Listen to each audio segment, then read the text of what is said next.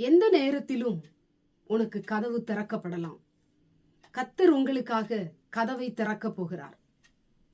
உங்கள் மேல் அக்கறை கொள்ளும் தெய்வம், உங்கள் மேல் இரக்கம் உள்ள தெய்வம், உங்கள் மேல் உங்கள் நிலைமையை கண்டு பரிதாபப்படுகிற தெய்வம் உங்களுக்கு கதவை திறக்க போகிறார். இன்றைக்கு நாம் நிறையவருடைய வீட்டு கதவை தட்டுகிறோம்.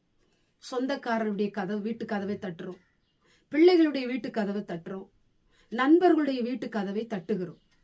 சிலர் திறப்பதே இல்லை.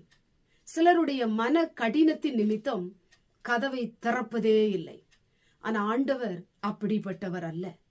அவருடைய பிள்ளைகள் அவரை நோக்கி எந்த சமயத்துல கூப்பிட்டாலும், எந்த வேளையில கூப்பிட்டாலும், எந்த ராத்திரியில கூப்பிட்டாலும் அந்த கதவை தட்டுகிற சத்தத்தை கேட்கிற தெய்வம் உங்களுக்காக எந்த வேளையிலும் எந்த சூழ்நிலையிலும் கதவை திறப்பதற்கு அவர் ஆயத்தம் உள்ளவராயிருக்கிறார்.